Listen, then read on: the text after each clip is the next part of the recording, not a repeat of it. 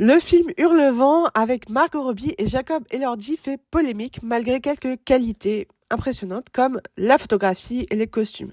Un casting jugé trop blanc, une réalisation trop lisse et une histoire trop sexualisée. Au départ, Hurlevent, sorti en 2026, est la dernière adaptation du roman de 1847, Les Hauts de Hurlevent d'Emily Brontë, un classique de la littérature anglaise. C'est une œuvre gothique violente qui raconte l'histoire de Cathy et Heathcliff, un orphelin à la peau sombre recueilli par le père de Cathy. On suit leur lien depuis l'enfance, leur passion obsessionnelle devenue destructrice. C'est un livre sur la vengeance et les classes sociales. L'obsession destructrice est palpable entre les deux personnages. Un roman qui explore comment l'exclusion et le mépris de classe transforment l'amour en haine. Une œuvre qui a marqué la pop culture. En 1939, le livre est adapté par Hollywood et le film est nommé 8 fois aux Oscars et c'est ce qui va transformer ce roman en une romance intemporelle. En 1978, Kate Bush a fait une chanson Wuthering Heights et c'est cette version qui est entrée dans la pop culture. Dans les années 2000, Stephenie Meyer dit s'en être inspirée pour écrire Twilight. C'est d'ailleurs le livre préféré du personnage de Bella. Aujourd'hui, c'est Charli XCX qui compose toute la bande-son du film et qui vient de sortir son album Wuthering Heights. Ce roman a eu un impact culturel énorme.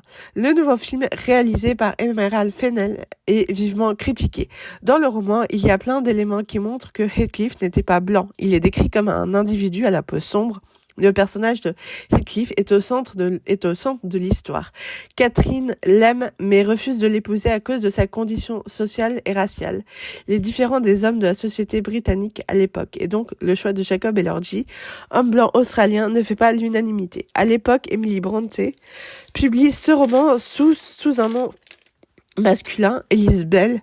Elle meurt un an après sa publication, à 30 ans, de la tuberculose. Et à sa sortie, le livre divise justement pour sa violence, et Emily meurt sans savoir qu'elle a écrit un chef-d'œuvre. Et le plus gros reproche fait au film de 2026, c'est qu'il fait l'impasse sur toute la dimension sombre du roman.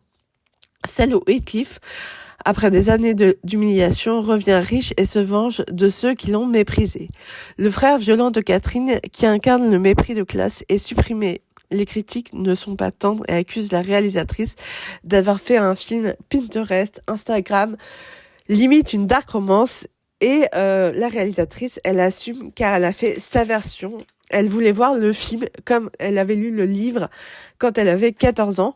Pourtant, au box-office, Hurlevent démarre fort avec près de 82 millions de dollars récoltés dans le monde, ce qui est quand même pas rien.